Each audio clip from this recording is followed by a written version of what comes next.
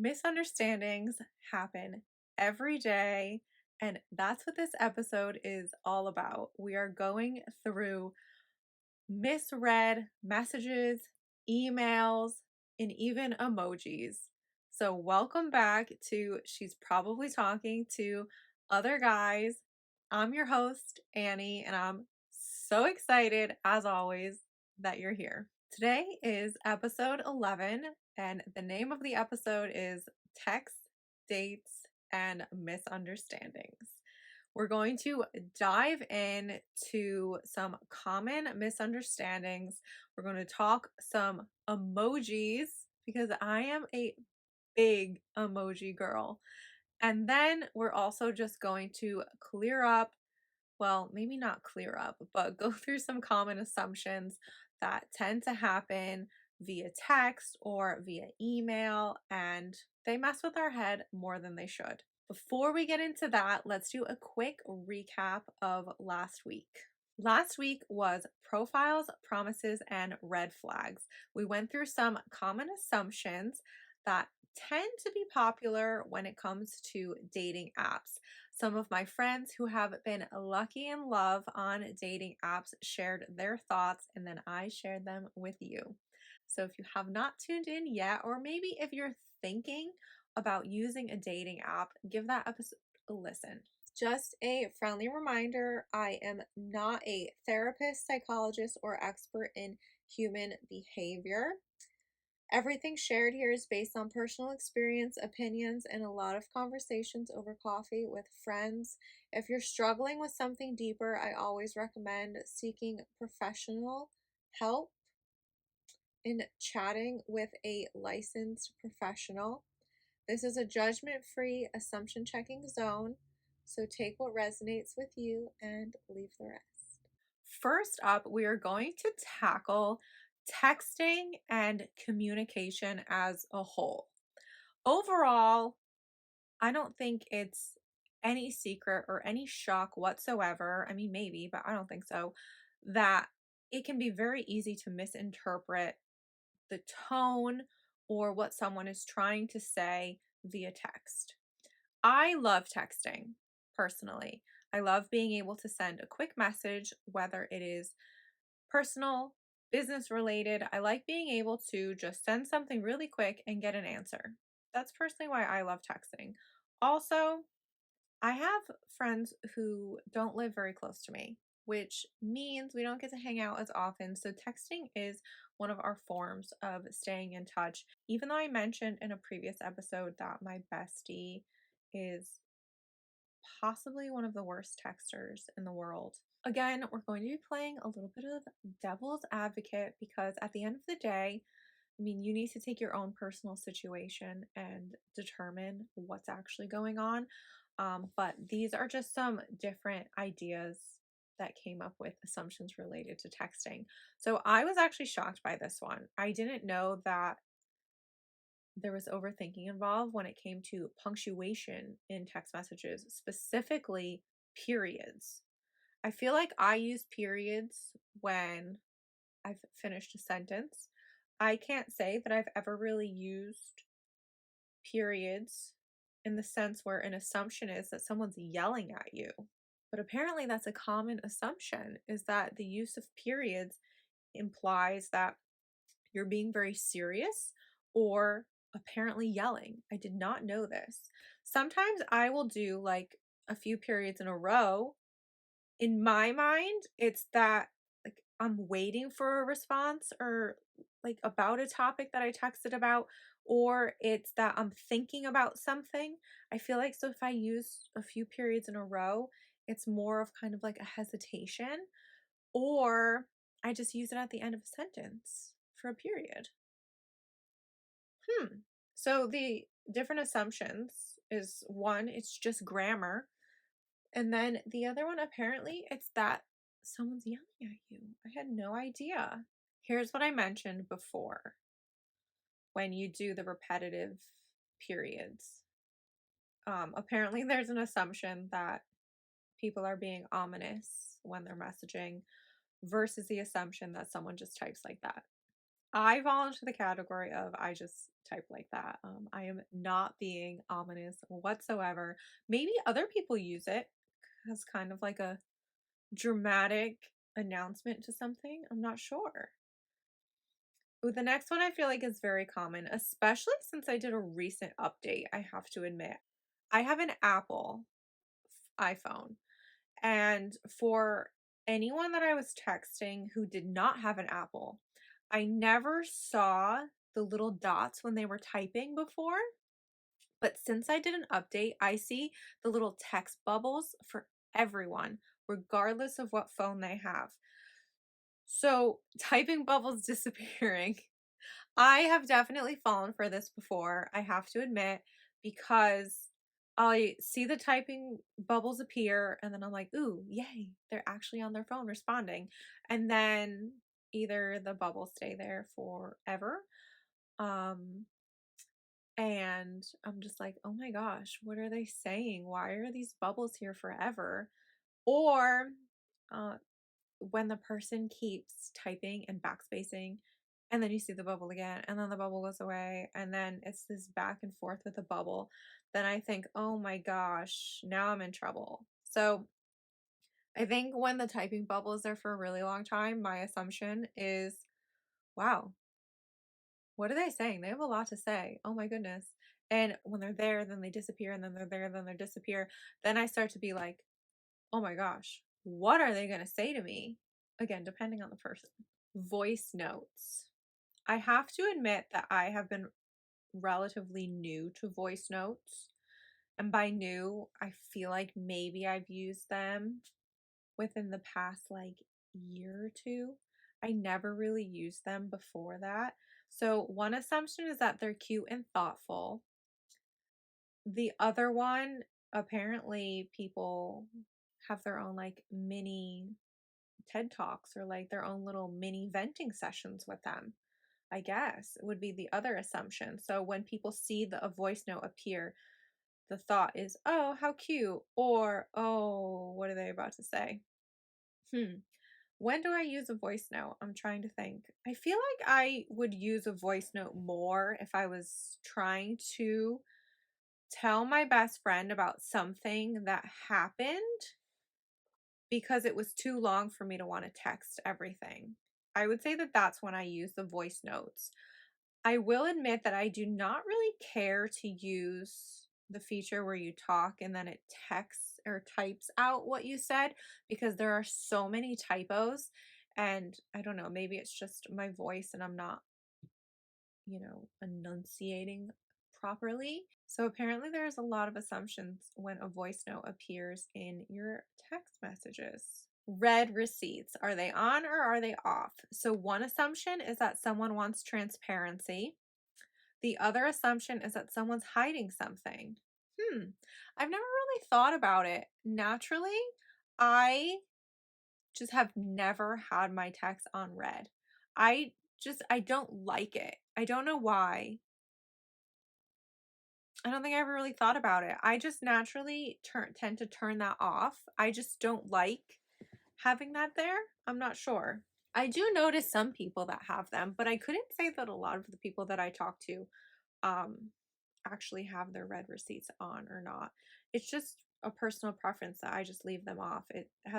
I've never thought about it and it's definitely not for either of those assumptions. But I guess that some people feel that way about it if it's popular enough that it came up when I was browsing the internet about it. So I don't know, comment. Do you have your read receipts on or off? And if you want to share why, share why. Before we move on to the next category of dating, I'm going to touch on emojis for a second. I mentioned before that I am a big emoji person. I love using emojis. I think that they're super cute and I love using them. I think the most common emojis in my phone are the eye roll for sure, the little hands that make the heart symbol. I love the pink heart with the little sparkle on it, the little golden sparkle. I love the sparkles overall, I tend to also use the melting smiley face because I think it's adorable. I also like the upside down smiley face. I'm trying to think of what else I send. Oh, I send the one where it's like covers its face, but just has like the one little eye sticking out. I send the girl who's got her hands like up at her sides, like, what? When I'm texting, if I put like the melty smiley face, I just think the melty smiley face is a really cute emoji. The same with the upside down smiley face. I just think that it's really cute. I'm not really using it in necessarily like a specific way. I just think they're really cute little emojis. I don't know. I have grown to really like those. I don't genuinely use probably the regular smiley face actually because I don't think it's really adorable. Like, I get that it's the point that it's smiling, but like the one with the teeth showing, I don't really care for that one. Like the smiling one with the teeth showing. I don't really like those ones. I don't know, they're not cute to me. The eye roll is usually because I am literally rolling my eyes or I'm being very sarcastic about something. But I also, again, I don't know. I just feel like I relate with the feelings of the eye roll emoji. So I like that little one. The hearts, I just love hearts, which brings me to an example from my past. I'm using the eye roll emoji right now. Someone once said to me, and I am like still like dumbfounded to this day. When I was in high school and I was commenting hearts and things, like the little emojis on my friends' pictures and things like that, someone literally said to me once that that meant that I was interested romantically in every single person that I put a heart emoji on or like some kind of emoji on. Um, and this person literally like accused me of wanting to sleep with everyone that I put a little emoji on. And I was just like, what planet do you live on that emojis on pictures would mean that? My eyes are like bulging out of my head right now as I talk about this. I was literally shocked. I was like dumbfounded over this statement or accusation, whatever you want to call it. But like, seriously, they're emojis, first of all. Like, let's not take it serious. They're emojis. Second of all, what? No, like, absolutely not. They're my friends, and I'm putting little heart emojis on their pictures and things. Needless to say, that person has been blocked for a very long time now. But yeah, I was just like so confused and so taken aback by that. I was like, what in the world? So, side note, I do not take emojis seriously whatsoever. I think they're fun. I think they're cute. I think they're adorable. I love to use them. Big emoji girl right here. So, don't take my emojis seriously. And I don't know why. I don't know. Personally, again, to each their own. Personally, I do not take emojis seriously, like at all. Yes, every now and then I will send the middle finger emoji to my friends because I think it's funny, okay? Right? I will send that one every now and then. I don't use it enough that it's in my recently used ones though. But again, like I do not take emojis seriously at all. Like at all. So yeah, I was just like so confused by that statement from a long time ago in my past. But talking about emojis reminded me of that interesting comment. Moving on to dating. Some common assumptions that come from misunderstandings in messages or maybe something that someone said to you is the phrase, "we'll see."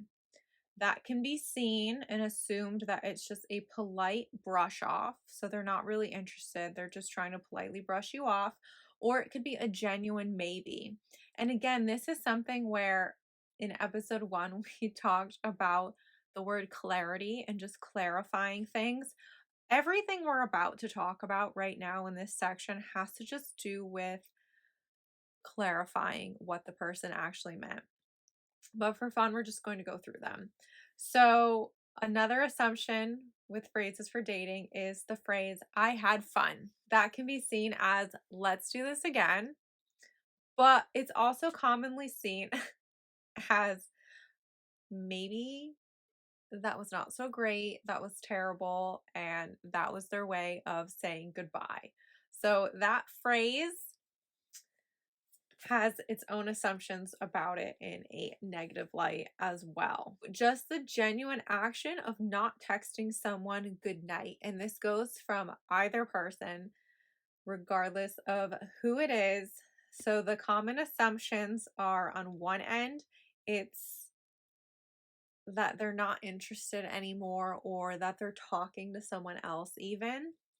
The other assumption is that they fell asleep.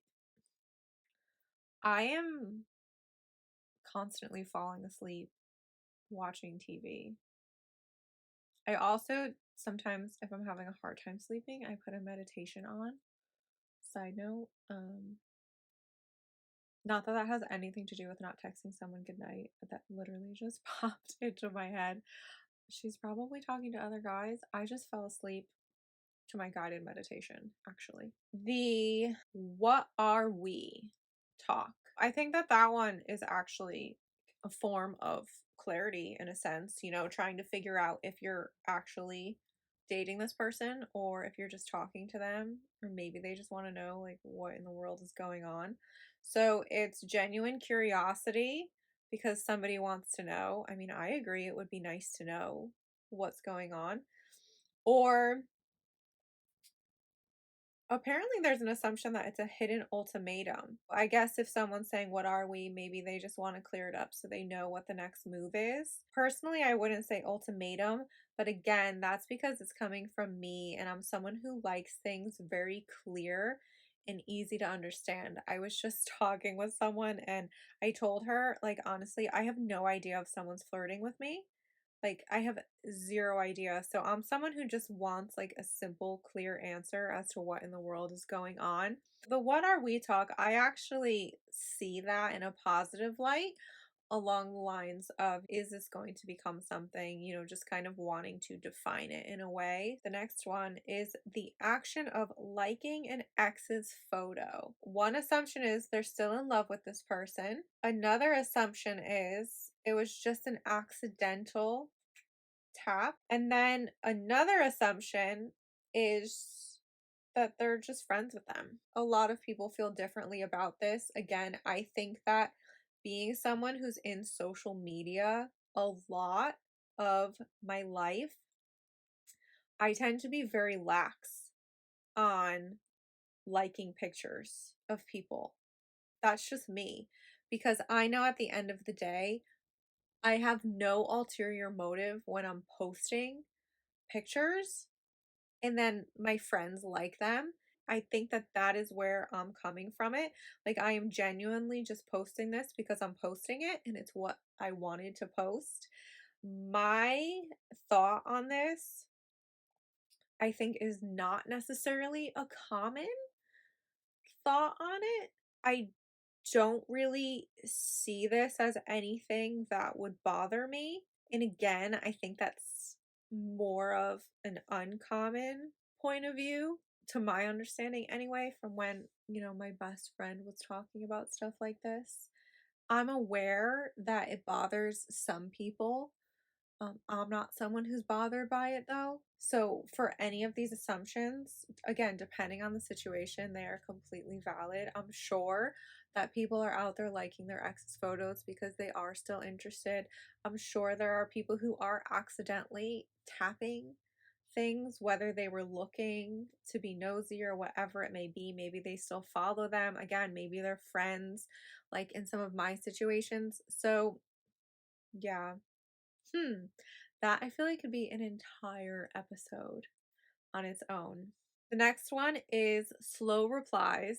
We've talked about this in a few episodes at this point. So, slow replies, one of the assumptions is someone's cheating on you. That is like a very serious assumption, by the way. The opposite of that is maybe they're just at the gym and they're not responding right away. We've talked in previous episodes that slow replies are literally all down to the individual person, what they're doing, what time did you text them, are they at work, and at work they're somewhere where phones aren't allowed, something along the lines, are you just friends with somebody or dating someone who's literally just really bad at texting, you know? Again, I use the example, I taught ballroom dance lessons and I felt very strongly that I would not use my phone. I wouldn't use my phone on someone else's time to reply to my personal messages. So people would go hours when I was teaching back to back and they wouldn't hear from me. And that was just how it is, you know? So I feel like it all depends on the individual person. Let's go into the topic of friendships.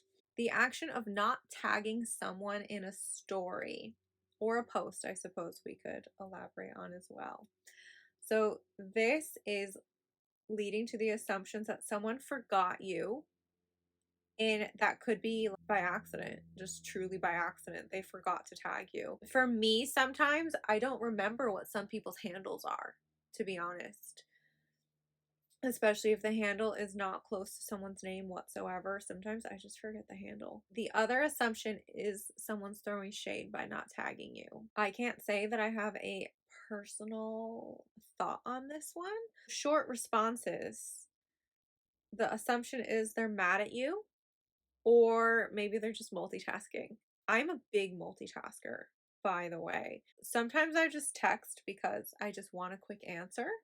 And sometimes it's just like a yes or no. And I do that sometimes too when I'm in the middle of something. I just send a really quick answer. And then sometimes, depending on what the conversation was, if the person doesn't respond after that, I maybe will send like a little follow up, like, oh, I'm so sorry, I was in the middle of something, but I just wanted to give you a quick answer. Something along those lines, just to clarify that word again. But I can understand that sometimes it could come across as mad from someone who's sending a text. Canceling plans. When it comes to the assumptions related to canceling plans, sometimes they're personal. Sometimes the person is canceling because they just really don't want to go. Sometimes they're canceling because they're not crazy about who's going to be there. The other assumption is exhaustion. And I can relate to that one. Sometimes I just don't want to go because I'm so burnt out from whatever has been going on lately that I really just want to hang or chill and I don't want to get dressed up and go somewhere. Also, being in environments where people are having families now and they're just starting families now, I know that people are canceling now because, yeah, they are literally exhausted from their newborn baby. And that is completely valid. Again, so I think that you need to understand the situation and don't take it personal if someone's going through something like that and they're canceling plans, you know? And I think I get that it can be hard to not take it personal sometimes. One thing that I can relate to this is someone recently had to reschedule something with me, and I appreciated that they wanted to reschedule immediately because for me, I was like, "Oh, okay, something just came up. We need to just move it around and then we're good to go." So, again, I think that sometimes like to help someone understand what's going on and clarity, that word again, if you're canceling, maybe immediately just say, let's talk about this and pick a date, for the future. So then no one really has time to take it personal or wonder what's going on. Let's talk about late birthday texts. Personally, I am not offended whatsoever by late birthday wishes, late birthday texts, anything like that. People love their birthdays, and you should. It's a celebration of you. But for me, I'm not really bothered if people don't wish me happy birthday because I'm also not really like putting it out into the world that it is my birthday. That's just me personally. Um, the only thing I'm grateful for Facebook, I'm not really a Facebook person, but I do love that they remind me of people's birthdays because for people who are close to me, they know that one, I don't always really know what the date is. Like, I know what the date of today is because I had a meeting scheduled for today that was important. But I don't always know what day it is. So for me to know everyone's birthday, it's a long shot. I completely missed someone's birthday a few months ago, and I was with one of my best friends, and she wanted to look someone up on Facebook. And when we looked this person up, I realized that I missed their birthday like 5 days before that. So I was like, pause. You cannot look at this profile until I text them happy belated birthday because I completely missed it, right? So I'm just in general really bad with remembering the dates of birthdays. I'm sorry if I've made anyone sad from missing your birthday. My apologies. Apparently, the assumptions related to this are that they're fake friends because they don't remember your birthday. The other assumption is that there's just confusion on what day it is, what's going on, which I feel like I relate and I fall into that one. Also, I feel like people in general in my life just tend to miss the day of my birthday anyway. And they sometimes, like, my family will call me and they'll leave me voicemails, and it's literally the completely wrong day and it's not my birthday. But I think it's really cute that they like sang to me and sent me a message or tried to call me. So I just don't say anything because I just think it was really sweet and it's the thought that counts. So that's where I stand on birthdays. Although I will put this out there for any of my friends listening, I have always really wanted a surprise party. I'm just going to drop that here if any of you are listening. Let's add the idea of the little melting smiley emoji when I just said that, by the way. Let's tackle inside jokes for a second. I don't know how many inside jokes I currently have going with anyone. I think I don't know that I'd consider it an inside joke. I may have mentioned this before. My best friend and we have code names for people that we discuss. They're mostly like dudes that we discuss. Um, in good fun. We're not talking ish about them. We just make code names. So if anyone was to ever read our messages, that person would have no idea what we're talking about. That was our ultimate goal. I don't know, maybe you think we're weird for saying that, but I was telling one of my friends about this the other day,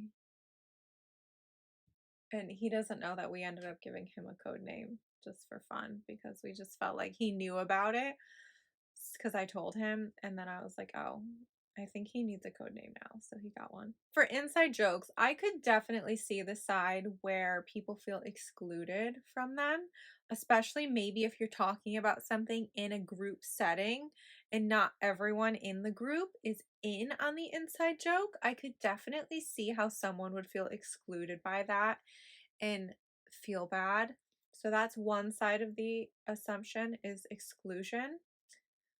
The other side of it is that when you have inside jokes, you're bonding with people. So if you're included in the inside joke, or maybe even if you're seeing it from the outside and you're not offended, you see that these people are bonding over some kind of inside joke.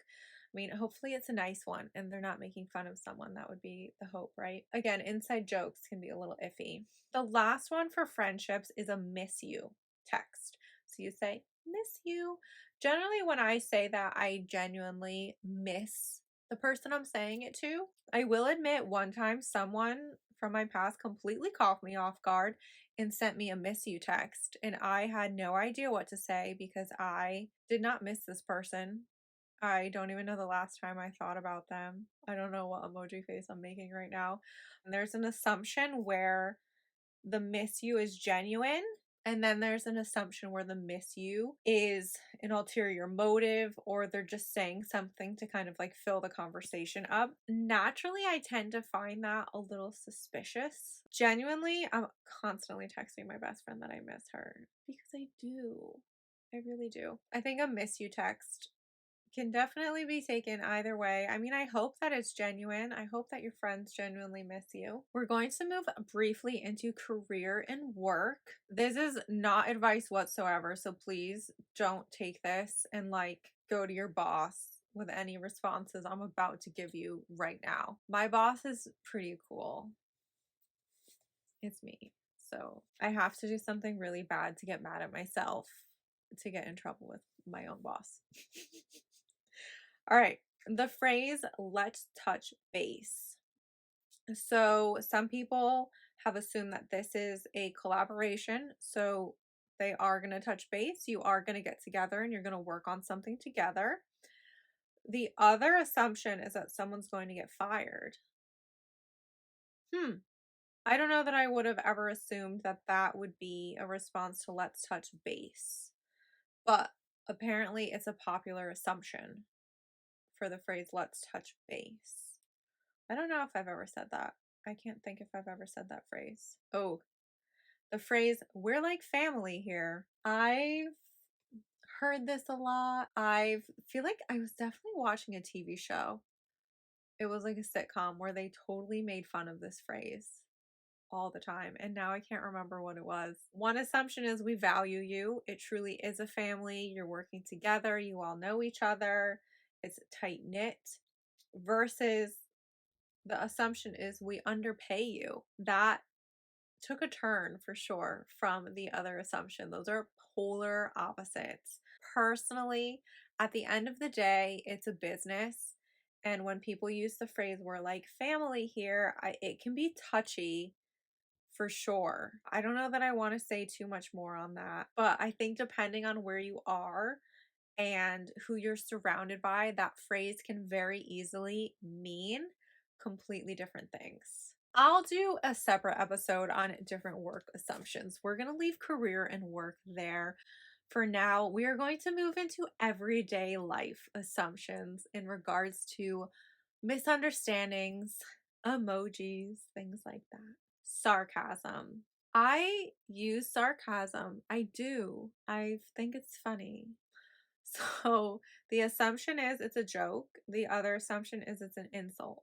I think depending on who you're talking to, I think culturally it can also be something as well that maybe some cultures just like aren't using sarcasm. I've been told before, and I have no like factual evidence on this whatsoever. I've been told that sarcasm is an American thing. I don't know. I am sarcastic.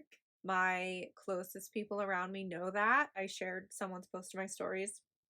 And again, I don't know if this is factually true or not, but it was something about like studies suggest that people who poke fun at their friends or like lightheartedly roast their friends, um, have better friendships or have more fun friendships than others. Again, that's not exactly what it said, and I don't know if that's true or not.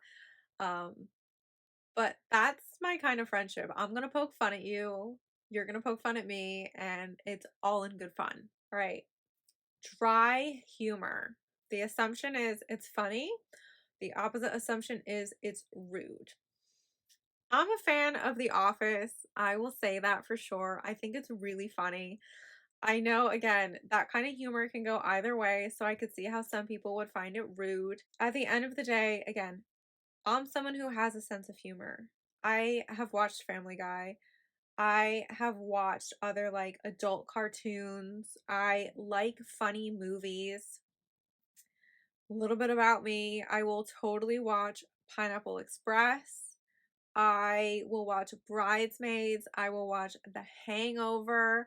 I love funny movies and I love funny TV shows. So I'm not someone where if you make like a funny joke or you're sarcastic to me, where I'm going to take it personally. I have a wild sense of humor. It's fun. I'm a good time, I think. This one, someone looking at their phone. So one assumption is someone's ignoring you. Another assumption is someone's checking the time. I think for me personally, in reality, I'm probably working. I'm probably responding to someone. or I thought of something and I need to write it down before I forget. That's kind of where I land on that. I'm not ignoring you. I'm probably not checking the time. Unless it's like 11:11 and it's time for some manifesting. Some people probably aren't paying attention to you whatsoever, and that's rude. But we live in a world where people are on their phones constantly, and depending on who it is, I could see how you could get offended by it. To each their own. This one I find interesting that it's on here, that it's popular enough to be on here. So, neighbors waving. Some people see it as friendly. The other assumption is that they're being nosy.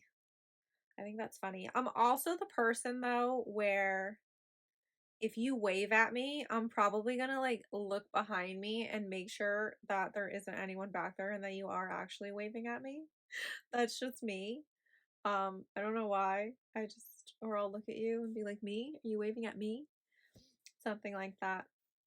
But I could see, I suppose, depending on where you're living, if your neighbors are just genuinely saying hi to you or if they're being nosy and kind of checking out what's going on. I think in the opposite sense, there can be assumptions made about people not saying hi or feeling like people are ignoring them in that sense. So I think that that's also something to consider as well. You know, if someone doesn't say hi or someone doesn't acknowledge you, I don't think that that's people being rude. I'm saying that from a personal standpoint. Um, a lot of times I just assume that people are busy with something. If you look busy, my assumption is that you're busy, so I'm not going to interrupt you. I'm sorry if I've offended you, if I haven't said hello, but sometimes if you look like you're in the zone, I am not going to feel like I'm invading your zone by saying hi. If it was my best friend, I would probably just like tackle her with a massive hug and not really care if she was up to something or not. Sometimes I just think that the opposite can definitely be misunderstood. All right, at the end of the day, all of these questions, potential misunderstandings, a lot of them can just be avoided by a few things. Remind yourself not to overthink. I think overthinking is the number one cause in a lot of these assumptions. Sometimes self doubt is also a cause of these assumptions as well. If I think, ooh, they didn't say hi to me, maybe they don't like me. A lot of times I've learned that when you go for clarification, that is not the case whatsoever. So I think that self doubt can mess with us, overthinking can definitely mess with us. And it's hard to kind of get out of that funk. Some things I've done, again, are journaling. I've mentioned before about changing your thought to curiosity instead of being paranoid or kind of getting yourself into this like mental hole of just digging deeper into negative thoughts, things along those lines. So, again, I think like clearing the air in a sense can be a good thing to do. Ask for clarification if you're comfortable asking for it. If you feel like you're making a negative assumption, I don't know, maybe find it a little bit more lighthearted and think, oh, maybe they're hungry, maybe they're hangry, maybe something is going on in their life that has literally nothing to do with you and they are very bothered by it. Because again, remember, in a previous episode, not everyone deserves a front row seat to your life, and you shouldn't take that personal when others aren't oversharing or just sharing in general with you. So, again, I think when it comes to these assumptions, one, who in the world are you talking to? Do you know this person well enough to be making these assumptions about them? Maybe consider what situation might be going on, right? They could literally be in the middle of something that you know nothing about because it's not any of your business to know anything about it. And I don't mean that in a mean way. It's just this might not be something that really relates to you whatsoever. So if someone doesn't wave to you, try your best not to take it personal. I mean, maybe it is something that could be personal. Depends on the situation. And I think at the end of the day, it's just trying not to doubt yourself and trying to make sure that you're focused on yourself and what's going on in your life. So, next time you are wondering and you start to assume, is she talking to other guys? There are so many other things that can be on someone's mind in the moment. And again, we talked about the spotlight effect. They're probably just thinking about something going on in their own life that literally has nothing to do with you. Thank you so much for tuning in today. I am so excited you're here. Whether you've been here from the beginning or you are brand new, thank you for joining along and tuning into this podcast. Next week, I'm so excited for this. One of my best friends will be joining us. The title of her episode is DMs, Double Taps, and Dreams. We are going to be diving into one of my best friends' lives that revolves around social media, assumptions that she's dealt with. And I can't wait, first of all, for you to meet her. Second of all, for this conversation. Thank you so much for tuning in. Follow along. She's probably talking to other guys. The handle is too long for social media platforms, so you can find it at spttog podcast.